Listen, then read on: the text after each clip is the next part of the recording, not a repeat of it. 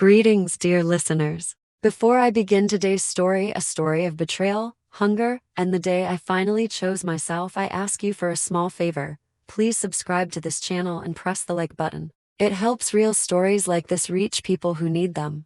And write in the comments where you're listening from. Every city, every country warms my heart. Now, let me tell you what happened. The front door slammed shut 3 hours ago, but the heavy, sugary scent of my daughter Quintessa's perfume still hung in the hallway. That fragrance always felt too loud for our old brownstone. This house was used to quieter smells. Dust from decades past, dried lavender tucked into drawers, old wood warmed by time. I stood alone in the kitchen, staring at the pantry door. The silence was complete. Once, I loved this silence. After long days hunched over my sewing machine, stitching hems for strangers, silence meant rest. But today, the silence was watching me. My stomach twisted painfully. I was hungry, not dramatically, not tragically, just ordinary human hunger. The kind that arrives quietly in the evening and refuses to leave. I opened the pantry. The shelves were spotless, empty. Quintessa had packed in a rush, fluttering around the apartment like a bright tropical bird desperate to escape a cage. Bikinis, sundresses, bottles of tanning oil dotted the door, already wearing her shoes. She held out her hand. Mama, give me your card, just in case. What if the ATM doesn't work? That's my entire social security check, I whispered. What am I supposed to live on? She rolled her eyes and snatched the card from my fingers. You've got grits. Boil them. It'll detox you. Doctors recommend that at your age. Then she left. Miami. Sun. Cocktails with tiny umbrellas. And she took my money. And my food. With her.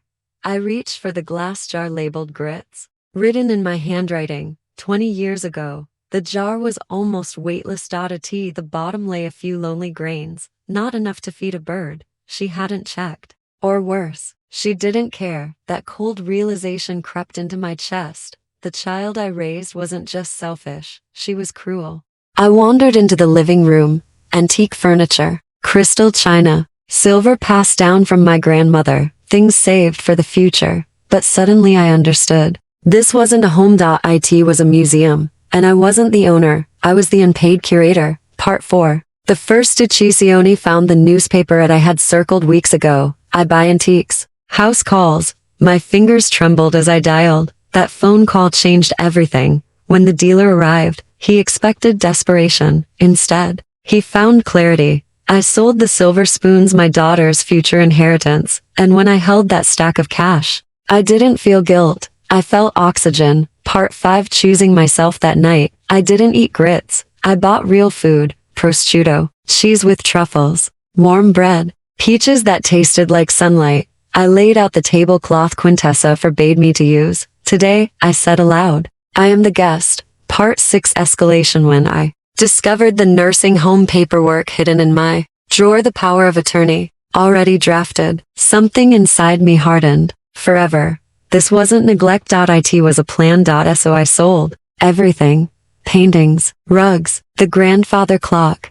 I turned inheritance into freedom. Part 7. The return. Weeks later, Quintessa came home, tan, smiling, hungry. She opened the refrigerator and screamed, because inside wasn't emptiness. It was abundance, caviar, champagne, cheeses, fruit. She couldn't pronounce her inheritance. Eden. Part 8. The final break. When she threatened to have me declared insane, I was ready. Paperwork, notary stamps, witnesses, and finally, I showed her the nursing home brochure she planned for me. You won't live here anymore, I said calmly. I changed the locks. Ending moral. That day, I learned something important.